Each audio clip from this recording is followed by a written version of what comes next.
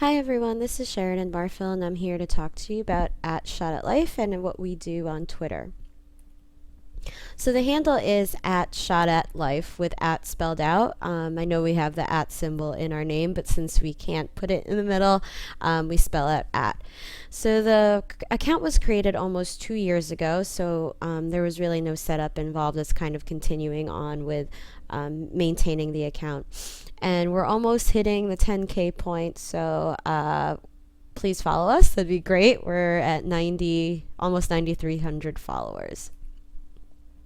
So in terms of a post strategy, Shot at Life and United Nations Foundation in general uses posts for all our social media content. We try to update this on a yearly basis with check-ins every quarter, just to make sure that we're staying on track with the plan, and that we definitely have integrated messaging so that it doesn't seem like we're kind of all over the place. And so our current post strategy includes educating the public about vaccine preventable diseases, working with partners to cross promote and get content, and finding key influencers to pitch content to and ask them to guest posts. So we also obviously have a post strategy on Twitter, and it kind of follows our general post strategy for social media. And we follow our partners and cross posts. We tweet out blogs. We tweet with influential blogs and bloggers. And as well as, we post a lot of news content.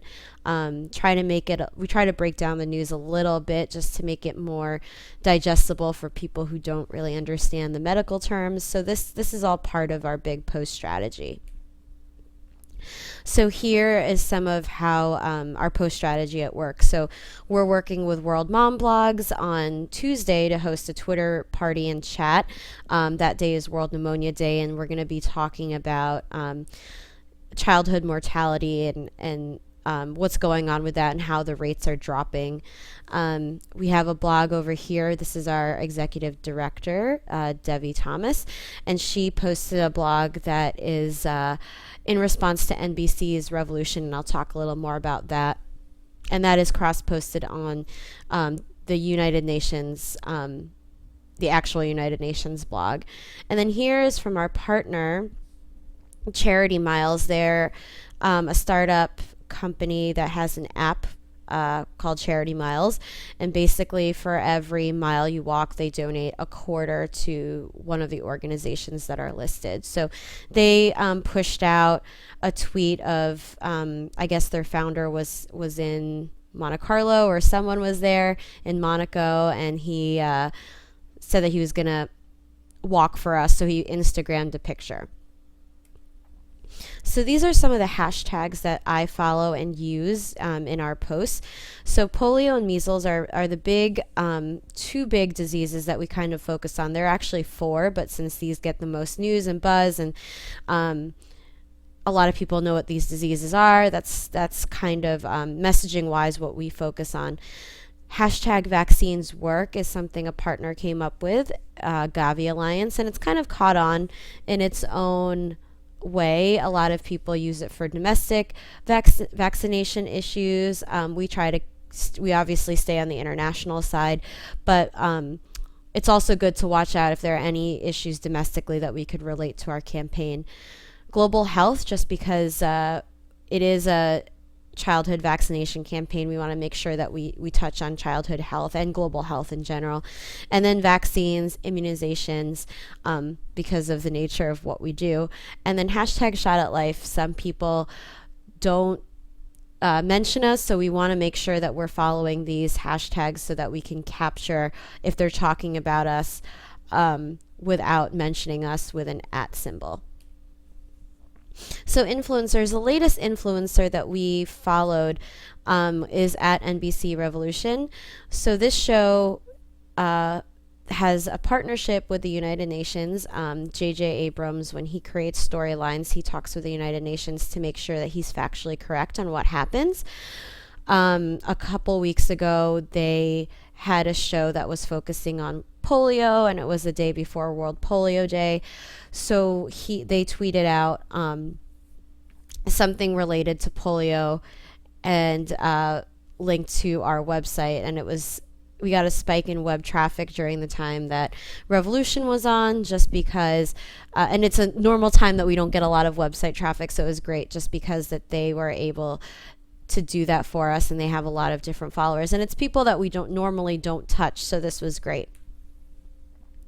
Again, with influencers, so these are bloggers. We have a list of bloggers that we have engaged and want to continue to engage in the future. Guy Kawasaki wrote a blog for us. It was like a letter to his son.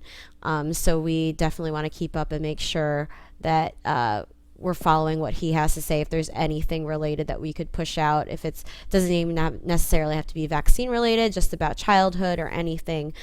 Shannon Rosa actually does not tweet about vaccines a lot. So that was really interesting that she actually tweeted not too long ago about making vaccines work. So we do this in hoping to create new relationships and keeping our current relationships with these bloggers great. And then obviously if we, just spreading the word with them and then using their networks. So that's kind of why we keep these bloggers in a separate list. And talking about lists, here are the different lists that we have and that we follow and have created. So Blogus 2013 it was a campaign that we run in August, and it's every single day. It's a blog relay for 30 days. We have an influential blogger post about about a child or a childhood memory they have, and then every comment you get unlocks a vaccine for a child in need. So they are very influential, hence why we keep them in their own list. Social Good Fellowship, these are people that are interested in writing about how to use social media and technology for good causes. So we like to keep them in a list. Champions, and this is horribly not updated. We have over 500 champions. Of course, not all of them are on Twitter, but those are a list of some of them. Champion Summit are people that have attended. We run a summit every March, kind of train champions on how to talk about Shot at Life and advocacy related issues. So we like to keep attendees, whether or not they go on to become more involved as champions, we like to keep them in a separate list. And also these include our speakers that speak at the summit. UN Foundation campaigns, we have, again, this is horribly not updated. We have about 15 campaigns and initiatives, so we like to keep that in a list all its own. Again, bloggers, and then vaccines. So these are people that talk about vaccines and are experts in vaccines. So that's where I get a lot of our news from, a lot of where I retweet tweets from, just because they oftentimes get the news before we do, just because they work in the directly in the field and know more about it. So a day in the life of Shot at Life. These are tweets that we've posted today. Shot at Life actually does post every single day, including weekends, just because our audience has shown us that they do like to hear from us and see us on the weekends. So right now we're concentrating on the joint effort with just the UN and UN Foundation on the typhoon in the Philippines. So like I said, we are focused on vaccines, but we also like to keep in mind that people look at us for other things too. So this goes along with educating the public on different issues. So there are a lot of children in the Philippines, obviously, so we want to make sure that our people also know that what they can do to help in this situation. A Million Moms is another UN Foundation initiative. So they actually posted a blog post about how the sisterhood of motherhood and how moms around the world care about issues not just relating to their children but children in general. So of course we want to definitely push that out because we have a lot of parent bloggers and parents that follow our Twitter. And then again, you see the World Moms Blog Twitter party here. So we have a lot of things going on. We like to post a lot of informational tweets, so stuff that's going on with polio, measles, particularly right now with the polio outbreak in Syria. Like I said, the a little bit outside the box in terms of current events with the typhoon in the Philippines, and then promoting our partnerships. So in terms of metrics, we actually went down this week in terms of clicks, and this is a great lesson. I was out of commission work with my family, and the person that took over wasn't really familiar with the voice, didn't, and it's no fault for her, but just we didn't get as much engagement this week just because like I said, I was gone, and trying to keep that up with someone is trying to keep up with it with someone that's not familiar with how you tweet and what the audience is. It definitely shows. So we got 314 clicks this week on our links. And this comes from Social Flow. It's very similar to how Hootsuite is. This is what UNF uses in terms of metrics.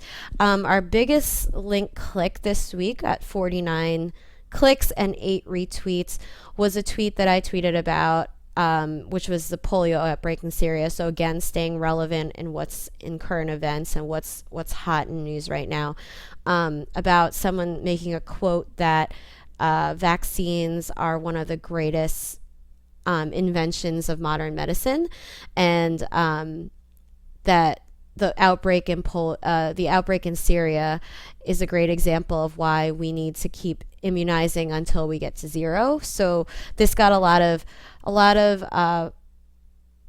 clicks just because the article was relevant. The quote I pulled from it was very pithy and resonated with people. So this is kind of the metrics on that. And we got a couple retweet, and one big retweet that we got was from Vaccines Today. So they talk a lot about, obviously, just on the subject of vaccines. So that was great for us.